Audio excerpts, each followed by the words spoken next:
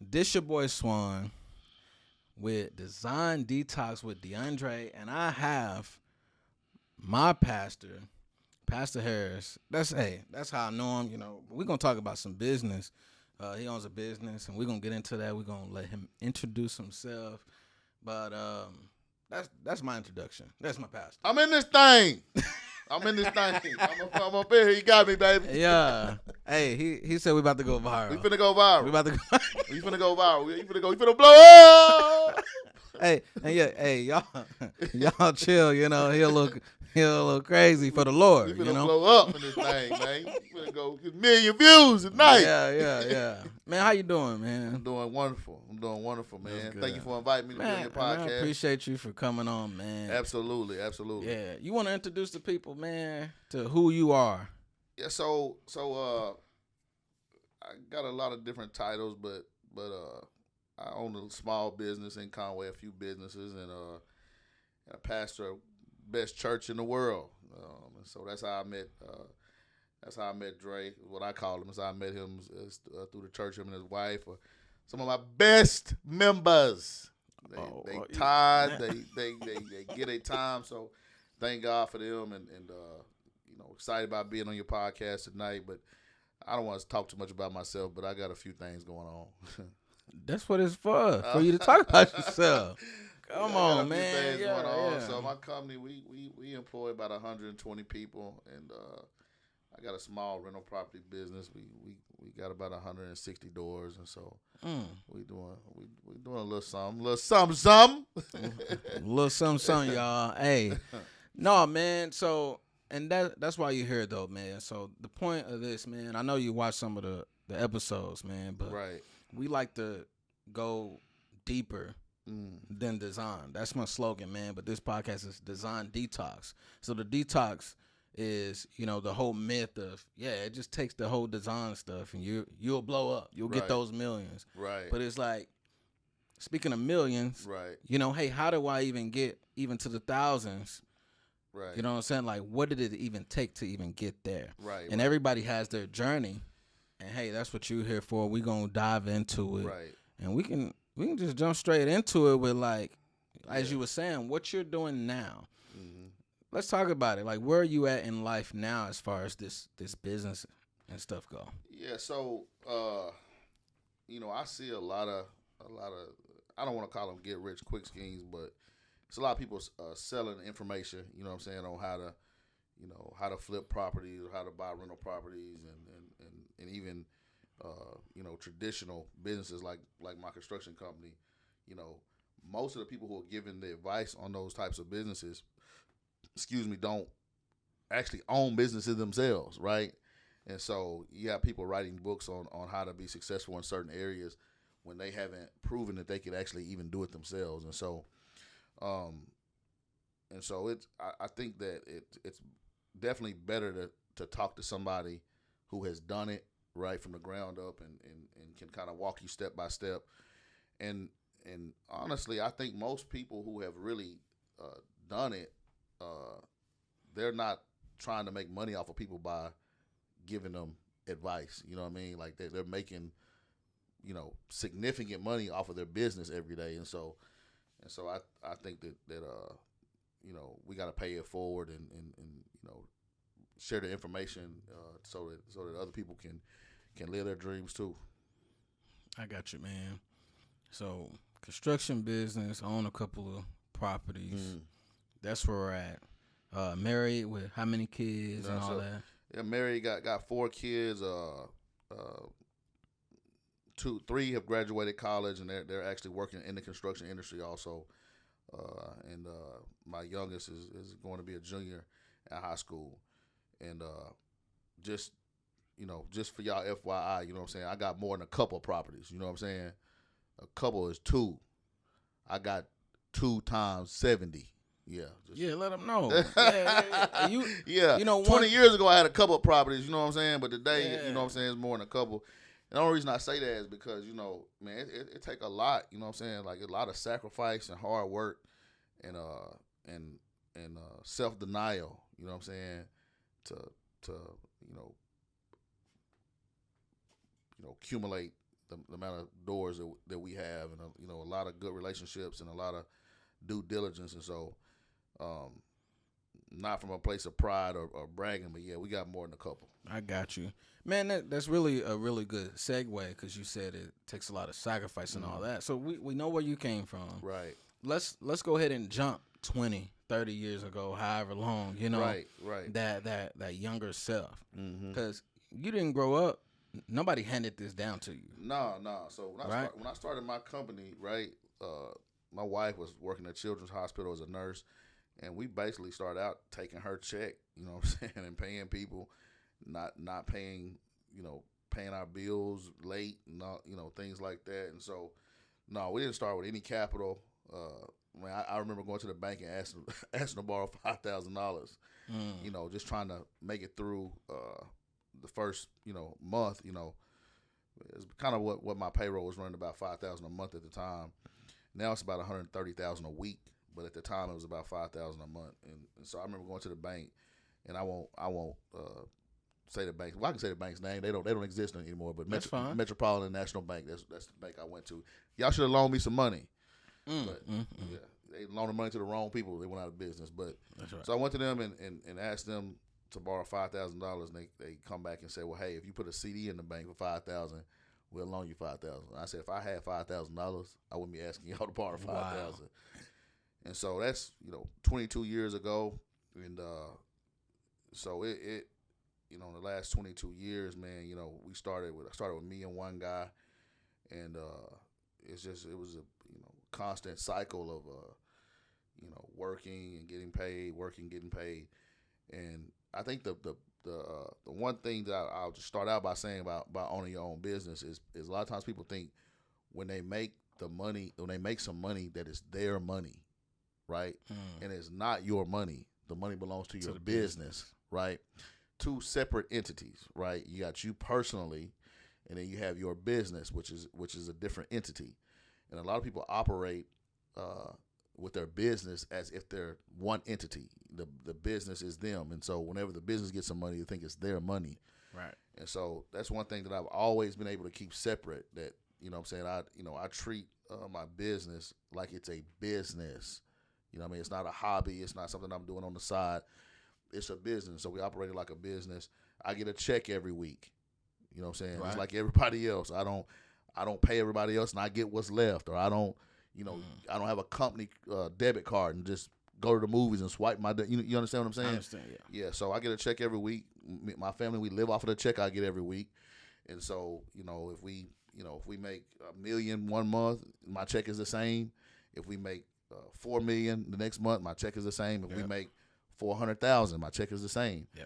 And so, I think that's one thing that you got to distinguish early in a business is that me as an individual is separate from the business, and you can't operate out of your business as if it's your own personal bank account. No, that's good, man. So what taught you this? That's the question. What's the man, you know, it's kind of funny because it's funny to me because it's hard. Some questions are hard to answer without trying not to sound arrogant, if that makes sense. You know what I'm saying? I see. And so, man, honestly, some of it, God just blessed me to be born with. I can't really, you know what I'm saying? Like, yeah, some areas, right? You know, I would say 98% of the areas in life I am not gifted in. You know what I'm saying? I would say there are maybe 2 or 3 things that I'm really good at, and everything else I'm below average. You know what I'm saying? I would say I'm below average. You know what I mean? And I don't know. You know, I know a little bit about you, but I think I already know where the conversation's gonna go with. You know, you being blessed in the area, right? You know, hopefully you transparent enough to let the people know. But let's go even further. Yeah. Before the business even started, with you and the one guy, like, what were you doing before that? Yeah. So let me walk up to that, right? So yeah, walk it. So my grandfather had a construction company when I was young. He started a company. Now, he couldn't read or write. He couldn't read or write. He quit school when he was, real young to work and help, take care of his family.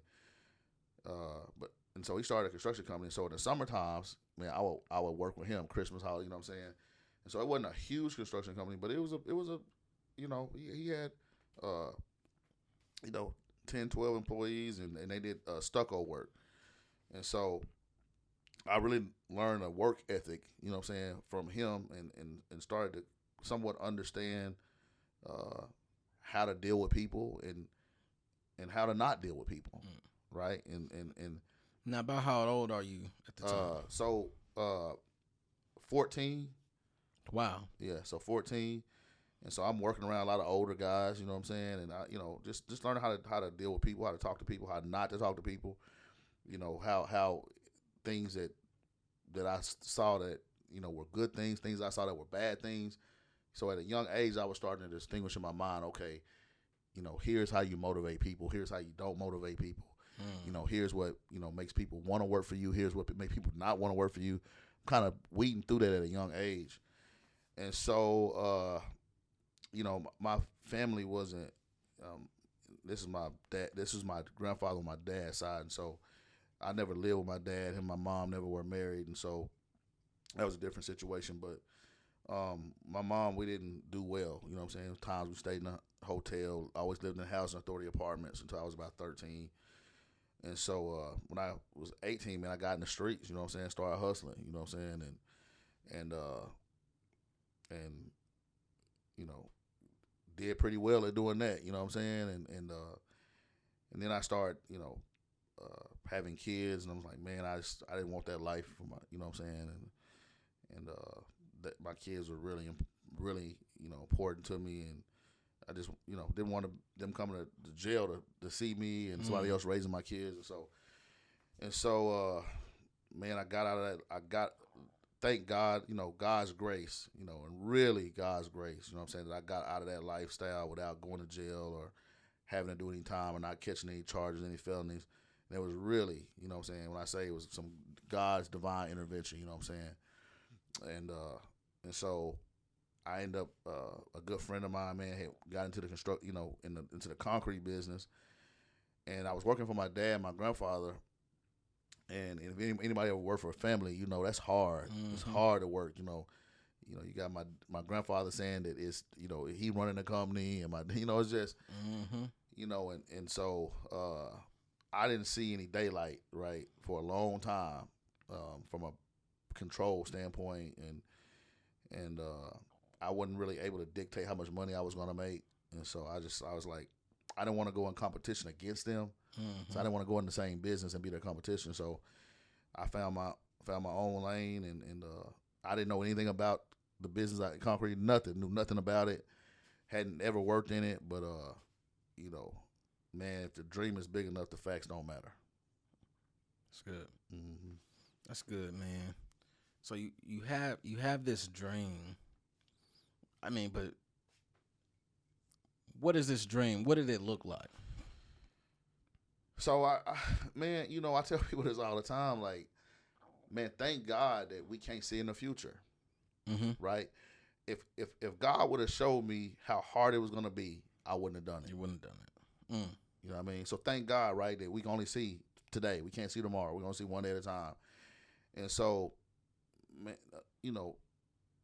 here's what it really looked like, man. Every night, like when my kids would be in the bed, and I had girls. You know what I'm saying?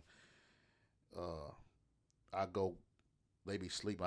I go, just kneel by their bedside. You know what I'm saying?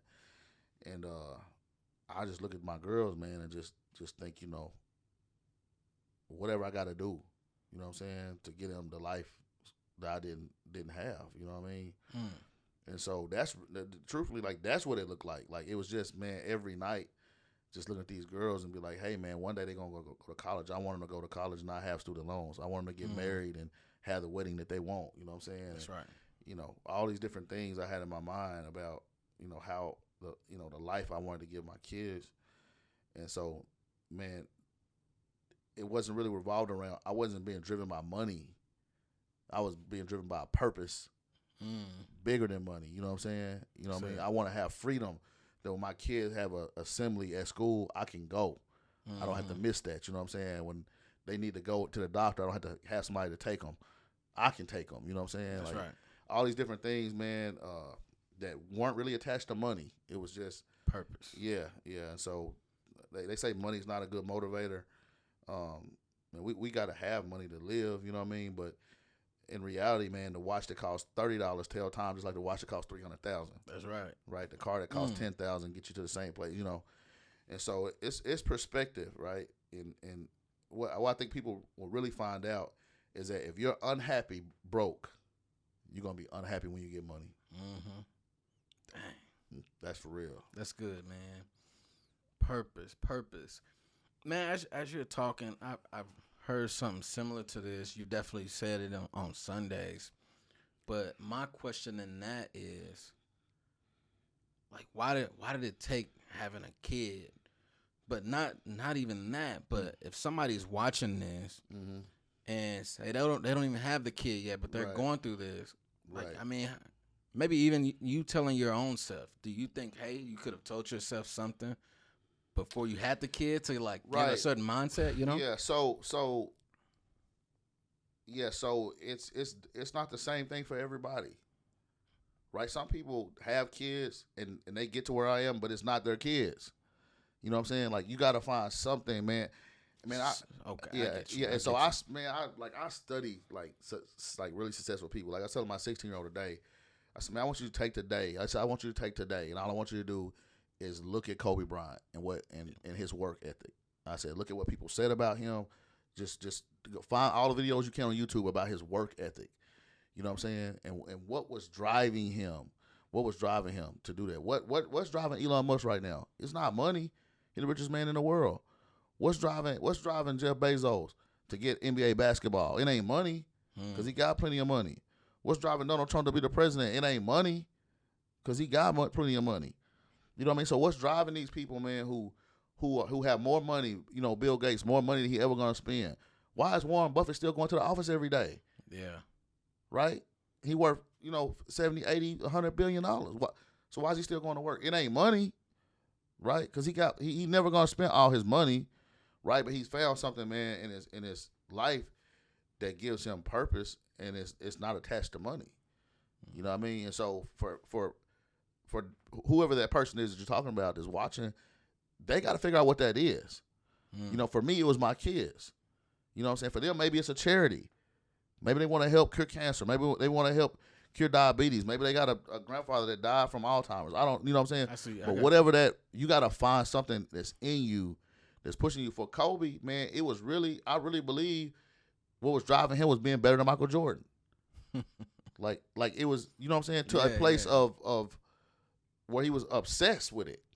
You know what I'm saying? And so I say this all the time, man, like, and I it's it's hard to turn it off, right? Because when you get to a certain place, it becomes not what you do; it becomes who you are. You know what I'm saying? And it's hard to not think about it because you really become obsessed with it. And you see people that are really high producers and really high successful people in different fields.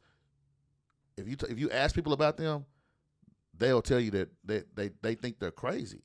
Because they're upset. They're obsessed not so much with the success, but they're setting goals, and you get in the habit of setting these goals, and you just you get almost depressed if you don't reach them. You know what I mean? And so, man, 99% of successful people, man, are writing down their goals, and they can see them every day, and their mind is moving them towards. You see what I'm saying? So they're not really looking at obstacles that are in the way. They're streamlined on the goal. That's right. On the goal. You know what I'm saying? Like I got a goal in my mind of how many people I want, family, I want to have at the church within X date. You know what I'm saying? And so that devotional that we talk about, right? Mm-hmm. Like I got this Sunday morning is not enough. Like I gotta find other ways to create traffic, right. And so I think it's, man, finding something that you're passionate about, that's not attached to the amount of money in your checking account, and really becoming obsessed with it. That's good, man. Dang. Boy, you came with it, man. Man, we going viral today, baby. Hey, we going Yeah, I mean, I think a lot of times, man, we don't have a lot of, especially in our community, right? We don't have a lot of good, transparent conversations about business, and a lot of it is because the people who have become really what I would say successful, they don't really take the time to share that information with other people. Right.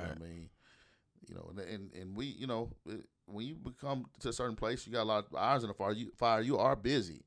You know what I'm saying? But you got to make the time to, in my opinion, I just call it paying it forward. You know what I'm saying? What Jay-Z say, what's better than one billionaire? Two. That's right. So. No, that's good, man. I like, how you teaching your son early, man. I think, look, I'm still kind of young. You technically you still kind of young For too, sure. but we got to definitely teach people early, man, and that's dope. Yeah. But with that, I guess just your knowledge of where he needs to be to be successful, you went on and passed that. Right. And you with your studies. Right. That's what you're getting at with all that, man. But with all of these people, I'm curious. We're kind of moving a little faster, but I'm going to just jump to it, and we're going to go from there. Yeah, go ahead. The challenges. You talked about the mental side a little bit, but I'm wondering in your studies, the similarities with all these people. What are their challenges, though? Okay, yeah, they have this purpose, that drive, but what challenges do they have? Is it just all in the head that you said? Talk about the depression. So, man, I want to speak just right now a lot to our community, right? You know what I'm saying? Okay. Somewhat to our community, right? Because that's been a lot of my experience. You know what I'm saying? And now I have experience on the other side, and I'll speak to that too. Okay, yeah. Right, but so a lot of it is mentality, right? It's mentality. It is hard to get a rich thought into a broke mind. Yeah, that's wait. heavy, huh? Say it again for the clip. Yeah, yeah. So it's hard to get a rich thought into a broke mind. You see what I'm saying? So it's mentality. So the first thing, man, is deconstructing a person's broke mentality. You know what I'm saying? You got to deconstruct that because they've been, we are who we are because of the culture that we grew up in, the house that we grew up in, the people we grew up around, what we've heard, what we've seen, what we've been exposed to. That's where our thinking comes from, right? And so if you grew up in a household where your mom was always, swiping a credit card, right? And every month she paying $25, $30 on her credit card, and that's what you've seen. Then your mentality tells you that when you get old enough to get a credit card, what are you gonna do? Same old thing. If you grew up in a house where every weekend your mama went and bought a new outfit to go out, your mentality tells you when you get, then that's what you do. You know what I'm saying? That's good, man. So I got to a place where I told my kids, I'm like I'm not buying no more Jordans. I'm done buying Jordans for y'all. I'm like, Michael Jordan is a billionaire. I said when we become billionaires, then we'll buy y'all some more Jordans. But here's what I know with the mentality: when we get to a place where we're worth that kind of money, they won't want them. Yep. They're gonna see it as a waste. You see what I'm saying? Their mentality will be changed to a point to where they'll see it as a waste.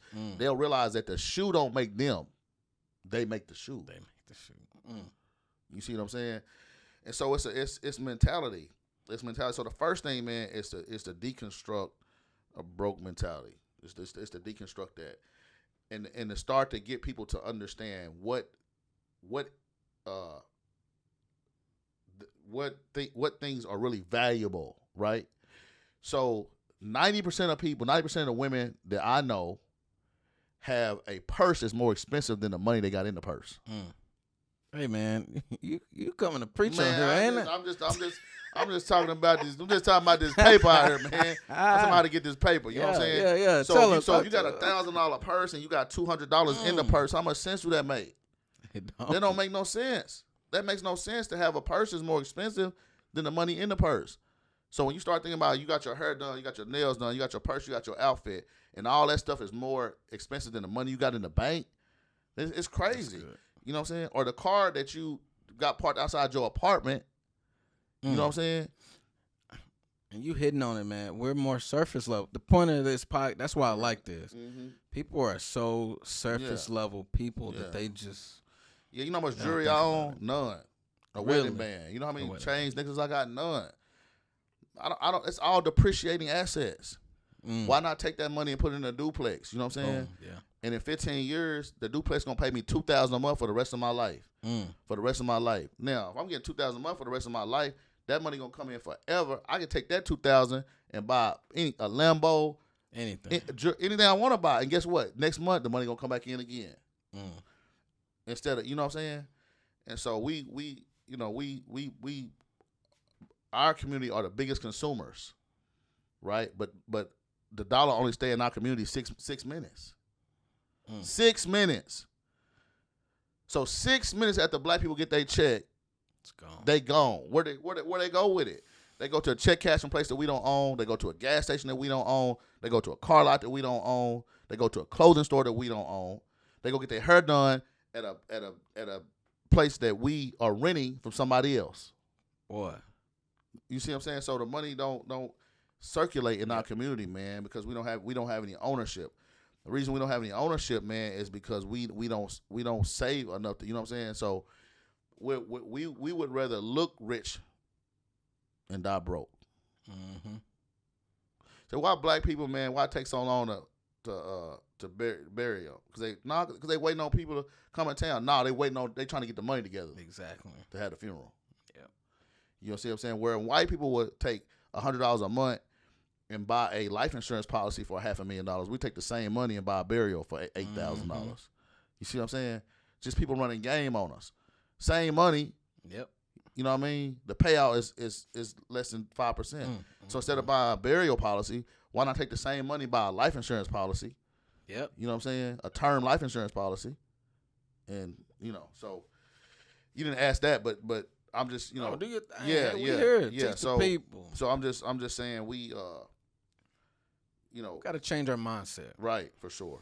And yeah, that's the first thing. And I like that you said that, man, because I've been doing this, implementing strategy and stuff for about 5 years and doing some consulting in my business instead of the logo, because we went over all that right in the beginning. So the first thing, ironically, is mindset.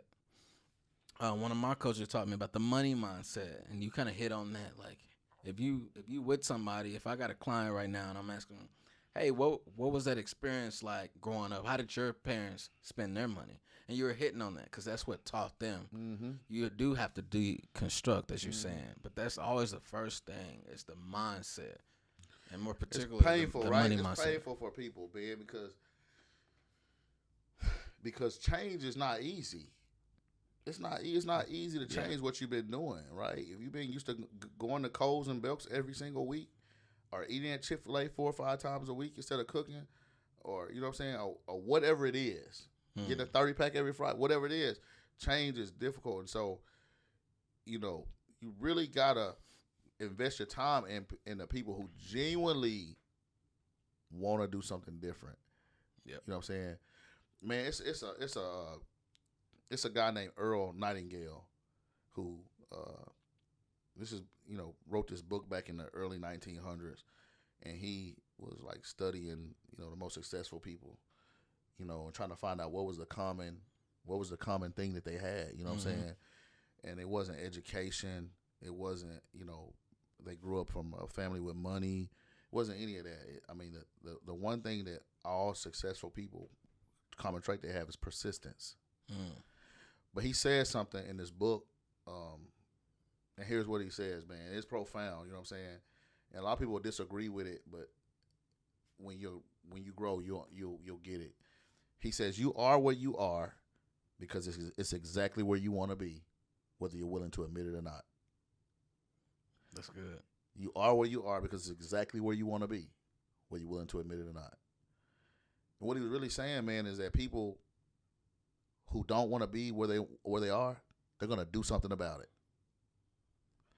And so where you are is exactly where you want to be, because if you wanted to be somewhere different, if it was bothering you enough, it would move you to action to do something about it. You see what I'm saying? Yep, that's good. You know what I mean? Just think about it. You know what I'm saying? It's so simple too.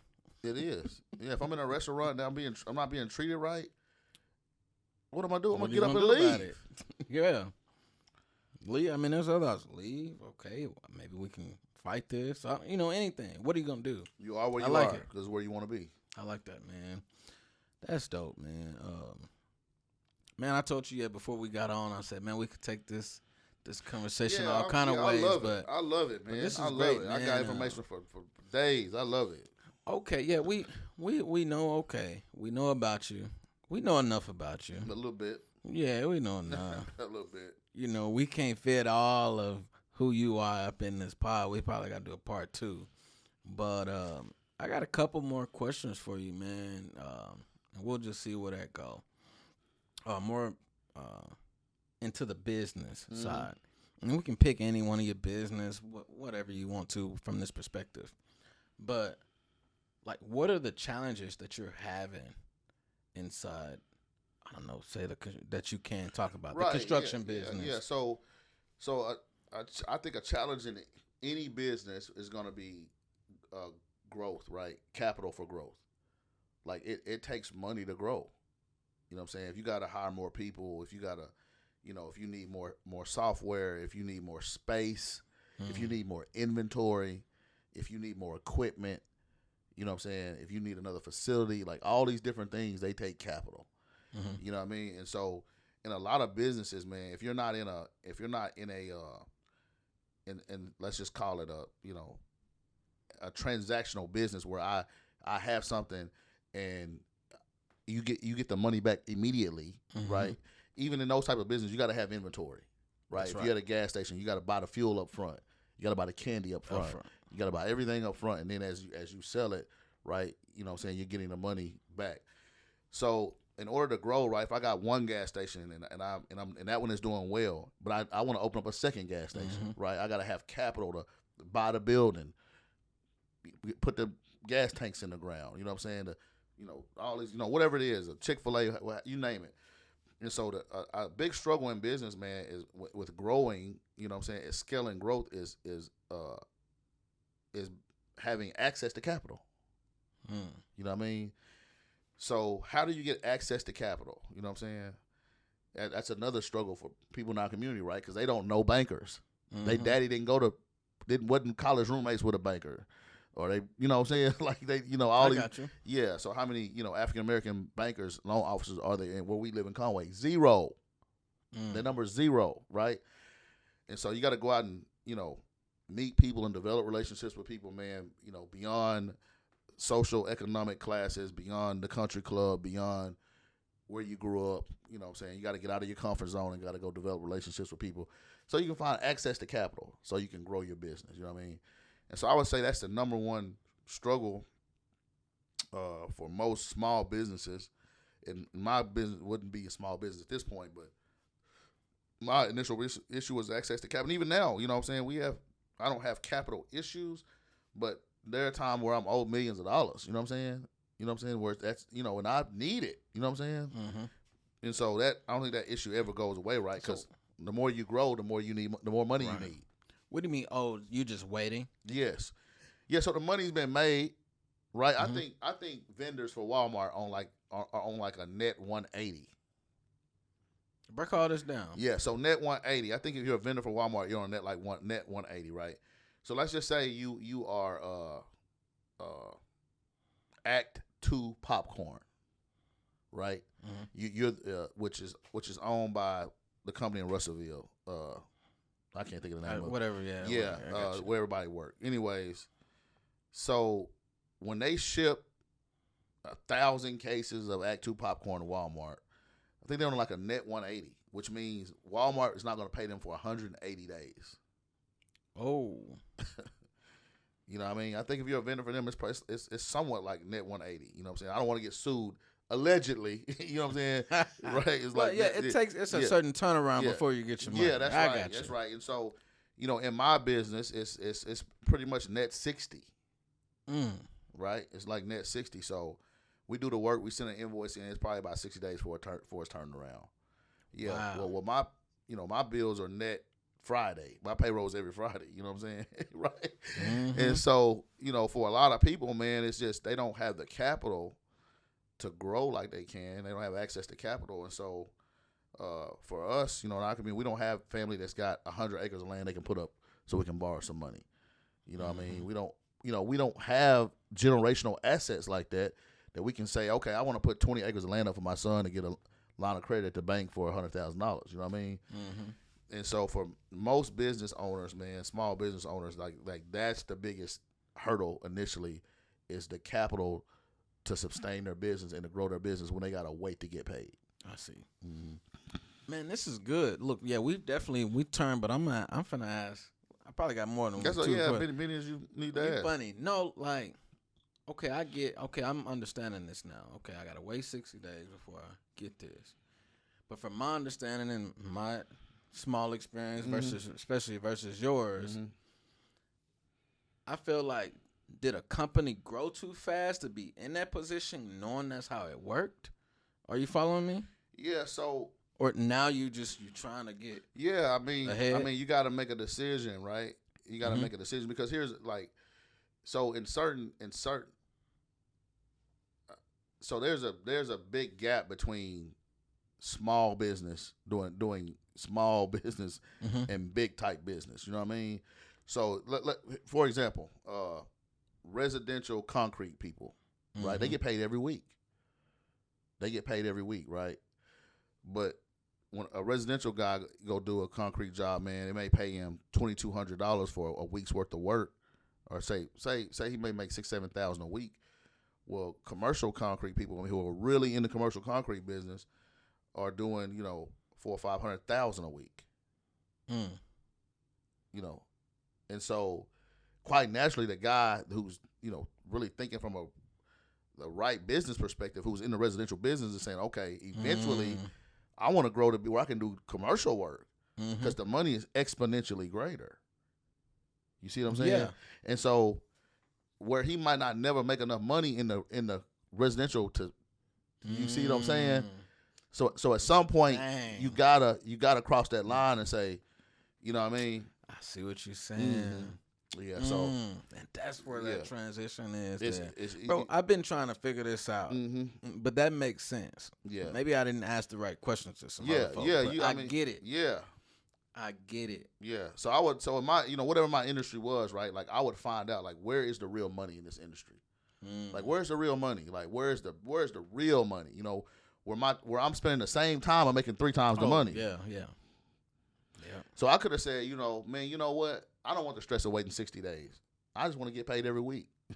And I could have stayed doing that. Residential. But I wouldn't be able to live the life I'm living now. You know what I mean? I feel you, man. So that's the challenge. Wow. Look, I didn't know it was gonna go there. Yeah. So who do you need?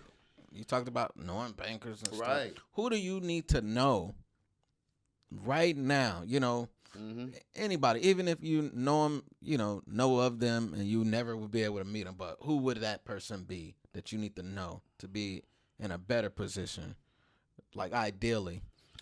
Yeah, so man, it's good to have good bankers. Like I said, you know what I'm saying. And so, if it was me and I was starting over, I would find somebody who had good banking relationships and say, "Hey, can you introduce me to a good banker?" You know what I'm saying? And it's just like, they're just like anybody else, man. Like I always tell people when it comes to bankers, man, you don't walk in there today and say, "Hey, I need some money today." That's anybody gonna throw up you know what I'm saying? Yeah. But if you say, "Hey, I'm looking at doing something here in 6 months," and you tell them the plan, and every month you keep reevaluating, you know what I'm saying, and giving them more and more information, by the 6th month they're comfortable. You built that relationship at least enough. enough. Yeah, they know enough about the deal, you know what I'm saying? But if you walk in there today and say, "Hey, I need $1 million. When do you need it? I need it tomorrow." Who gonna do that? Nobody. Right? It's like if you'd call me tonight and say, "Hey, I need you to do this podcast tonight." I'd be like, Yeah, man, I'm not right. available tonight. Yeah, right, you know what I'm right. saying? You told me a week of notice, Yeah. right? So it's the same situation, right? You know what I'm saying? Like if you're gonna grow your business, man, you're gonna need some capital from somewhere. It's just every like, man, I'm in an investment group where we invest in companies that are pre-IPO, right? And it's mostly tech companies. You know what I'm saying? And it's you have to be an accredited investor, which means your net worth has to be 7 figures and a lot of other things, but I don't want to get into that. But I got you. it's called an accredited Only investor. so much you can. I Yeah. got you. Yeah, you got to be what's called an accredited investor. You know what I'm saying? You can't be somebody who invests $250,000 need the money back tomorrow. It might be 5 years or 7 years. And so one of the investments that I just made was in SpaceX. Now, they've had, I think, 3 to 4 capital raises. If I'm not mistaken, 3 to 4 capital raises. It's not a public company yet. Elon Musk is the richest person in the world. And he's still having capital raises for his company. So what's that say? So what's that? Yeah. Dang. You know what I mean? It's a whole nother world out there. Yeah, you'll be amazed at the companies I've invested in. NBA teams. Yeah, man. That do capital. You know what I'm saying? Like, a guy may own he owns 100% of an NBA team, and maybe he wants to sell 5% of it, right? So, and if the valuation says that the 5% is worth $100 million, they'll raise $100 million and buy 5% of that team. You know what I'm saying? Because the owner may want the capital to do something else. You know what I mean? So, anyways, man, we wealthy people, man, richest people in the world. They raise money for their projects, because here's the thing. This is the way a person look at it, right? Even if I only own 30% and it becomes a multi-billion-dollar company, you know what I mean? I only risk X. You see what I'm saying? They're just mitigating their risk. They Exactly. You know what I'm saying? Because they know, they're part of it. Their 10% or whatever their percentage is an exponential number anyway. So why not, get other investors? You know what I'm saying? Man, how do we get there? My thing is, I know it's like, man, okay, if most black people I know a little bit of statistics, but we don't, our business as far as revenue, profit, whatever, net is pretty low. But how can we even do this at some kind of small scale to invest in these some companies that's doing well, that are black owned, but they can be even better? That'd be dope. Man, so unfortunately, you know what I'm saying, a lot of those investments, man, are like, the minimum investments are $25,000. Some deals, the minimum investment is $100,000. Right? From my experience, the absolute minimum that you could do in a deal, one of these deals, is $25,000. But most of them it's about $100,000 minimum investment. People so you got to profit in that. Yeah, so you got to be invited. For one, you got to know somebody that's invited. Most of the it's like athletes and entertainers, people like that. So you have to know somebody that can bring you in and say, hey, this is so and so. I know a situation. I trust him. You got to be invited. But here's what I'll say, man. As you do better and financially, more doors start opening. Oh yeah, definitely. Your circle gets bigger, and the people you're around, the rooms you're in, are different. And you just more doors open. Let me just say it that way. And so I think patience, man. You just gotta be patient and keep doing the right thing every day. Not be in a rush. Not try to do it the wrong way. Not try to mess over anybody to get ahead. Just keep doing the right things over and over and over again. And here's something that I'll say that will put it in perspective for you, right? I'm in the business 21 years. I've done better the last 6 than the other 14. other 50, whatever that number is. I got you. Yeah. Yeah. And so you see, I got you. See, and I like that you just said that because the last two things you said. So yeah, it's like what happened in that 15th year, but also what was the room you were in that also maybe changed the level that up. You know, yeah. I feel like maybe they're together, yeah, right? So man,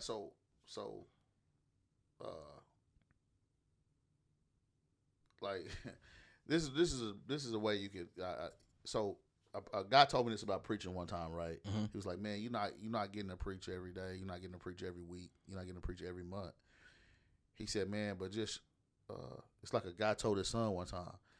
He's a young guy, and they cut down trees for a living. And his son wasn't going to go out, and his daddy just told him, man, keep sharpening your axe. Just keep sharpening your axe." And he's like, "Daddy, why am I sharpening his axe?" He said, "Just keep sharpening your axe. Just keep on sharpening." One day, somebody didn't show up. He told his son, "Let's go." If his son axe wouldn't have been sharp, that was his chance. Be ready for the opportunity. Dang. Yeah. So, man, every day, right, we sharpening our axe, man. And so back in 2018, man, I got an opportunity to go to Albuquerque and do a FedEx distribution. Here's the thing. We had bid them for a whole year. A whole year of spending money, bidding these jobs and never getting one. And boom, got one. Wow. $6 million changed my life. Mm-hmm. That was the contract. We didn't make that, right?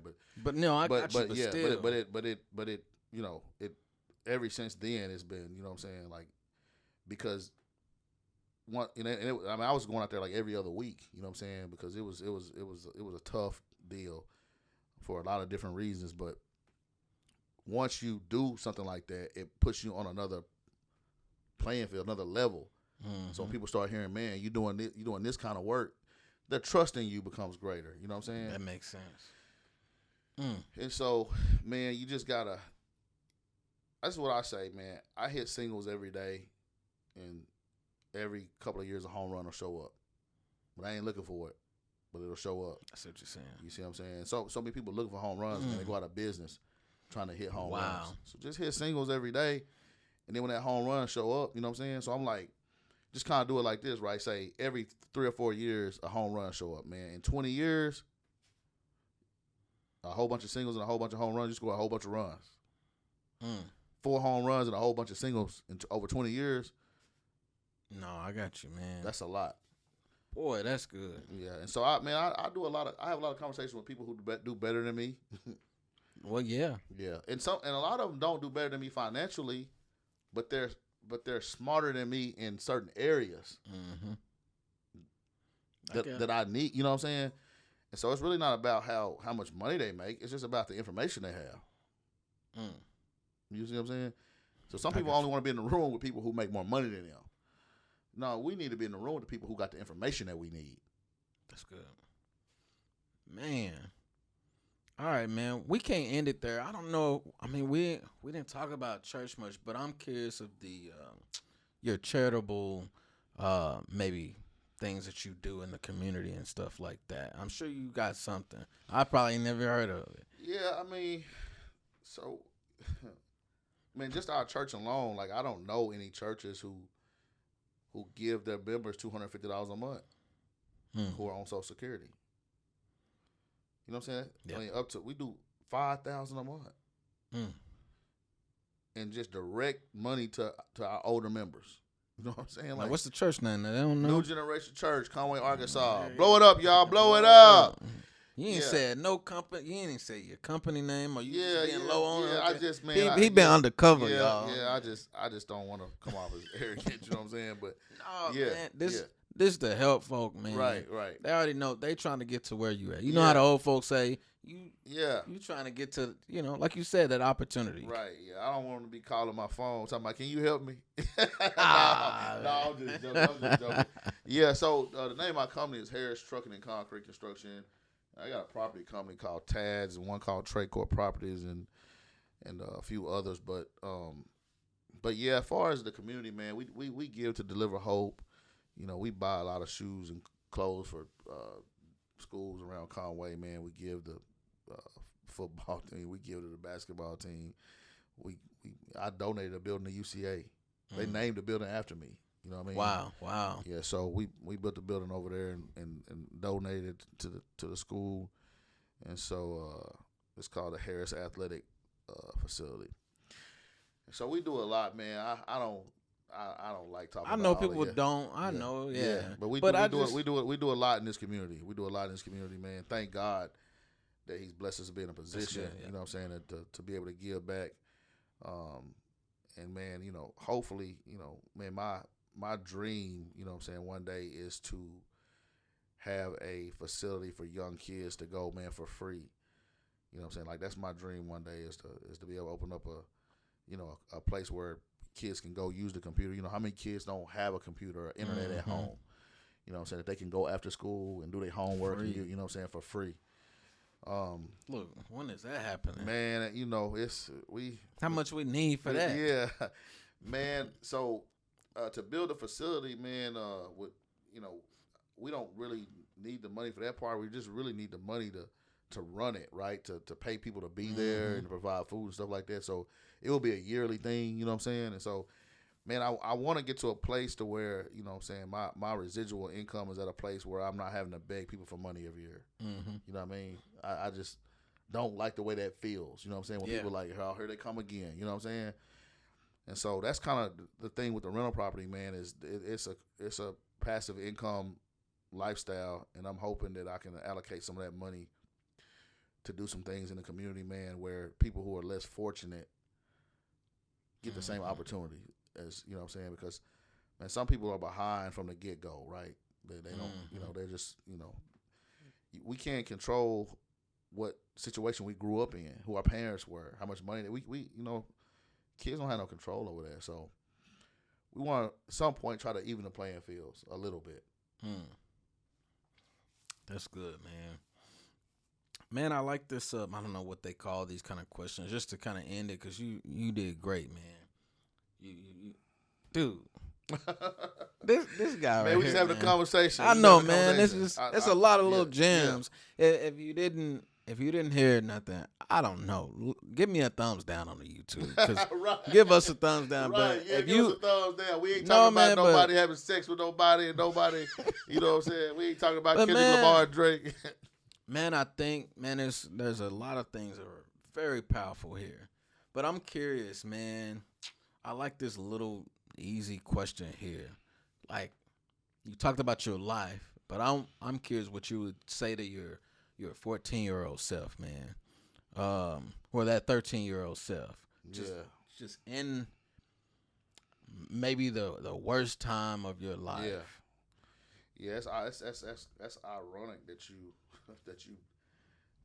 you kind of hit the nail on the head on probably some of the worst time in my life. You know what I'm saying? That you identified that age. You know what I'm saying? And man, it probably would be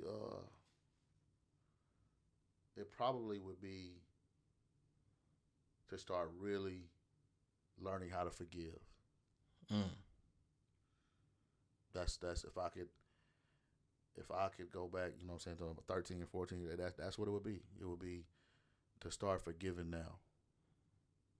Because you're going to get hurt a lot. You know what I mean? That's good, man. And so I would, want to start practicing godly forgiveness at a young age, because, if you live to be an old person, you are going to be hurt and disappointed a lot by people that you care about. And so forgiveness is where it's at. Boy, that's good, man. I ain't about to cry nothing, y'all. Hey, this was good. I feel like we just can't end it though, y'all. I know y'all want some more on it. No, but man, we're gonna end it this way, man. The podcast name is Design Detox with Deondra, and we haven't talked about design once, because that's surface level. But with that being said, this is my little transition. We have done 7 other episodes, man.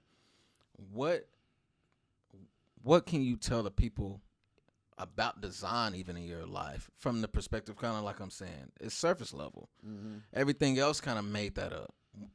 When you have to get your logo and stuff or whatever created, Right. like, what did that even look like? Was that super important? Did they talk Right. about strategy? Right. All that different jazz, if you can remember. So I'm a big picture person, right? I'm a really big picture person. So you know, people will always say that you know like it's in the details, it's in the details, it's in the details. But I feel like, man, if you work smart, right? If you work smart and you you are consistent, right? And you are consistent in getting around people who are better than you.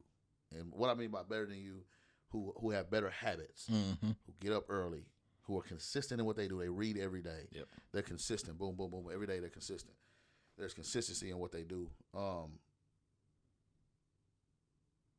I think that the other things will take care of themselves. Exactly. For instance, man, I didn't have a logo. And the company I work for designed my logo for me. Mm. We partnered on a job together. They was like, hey, you need a logo. Let us do it. They got a whole department. Of that do that kind of stuff. Mm-hmm. You know, 3 or 4 people that they pay to just, when they bid a job, to put their letterhead together and put their, you know, take pictures and social media. And so, man, that, you know, if you just get yourself around the right people, those things will start to take place. Yeah, I felt like you was gonna have one of those stories where you didn't have one, and there it was. No, I didn't. I can see. I can see that. Yeah, I went, let's say, 18 years. No. 18 years with no logo. Anyways, there's statistics and stuff that tell you, you know, I mean, 30% of what people are looking at as far as the logo, that's going to, you know, do its thing as far as attracting clients. But it's that story underneath it that's behind it is that other, you know, 60, 70%. And that's why we're here today, man. Man, I appreciate you. Hey, you got anything else for the people, man? Man, just keep supporting this podcast. He's doing a great job, and this is amazing information. You know what I mean? You can't go buy this anywhere. You know what I'm saying? It's amazing information for free. And so that would be the thing that I would say, man. Keep supporting this podcast, and man, his heart is good as gold, and I think that as time goes by, this podcast will keep getting better and better and better. And y'all, if y'all want me to come back, you know what I'm saying, by popular demand, you know what I'm saying, y'all reach out, put some comments, down, and I'll come back and you know, ask some questions. If y'all got some questions that you want to get answered about rental property or flipping property, or, you know, starting a new business, forming an LLC, Secretary of State, taxes, you know what I'm saying, trust, any of that kind of stuff. You guys got questions, man, reach out to the Deondra through the comments, ask some questions. Man, we'll come back on and get some of your questions answered. And I'll do what I can do to be a resource for you and help you out any kind of way I can. That's dope, man. I appreciate you for coming on, man. This has been amazing. Man, thank you for the invite, man. I'm $1,000 an hour. Oh, man. Hey. Y'all. Hey. After the fact, that was $1,000 an hour. You know, I can believe it. You know, he really could have. That just, I know, look, we're ending it, but, man, the value. A lot of people, they don't work well when things are free. Nah, right. There's going to be, I'm going to say maybe 50 people watch this. Yeah. And out of the 50, one is actually going to, you know what I'm saying, do something with that information. Right. And there's crazy statistics that talk about how people, you know, listen to courses and only 7% actually do something with that course. But it just is what it is. But that's a whole nother conversation. We got to bring somebody on the mental game up in here or something to explain all of that. That'd be dope. But, man, it's been a blessing. Hey, we out. Thank y'all for listening.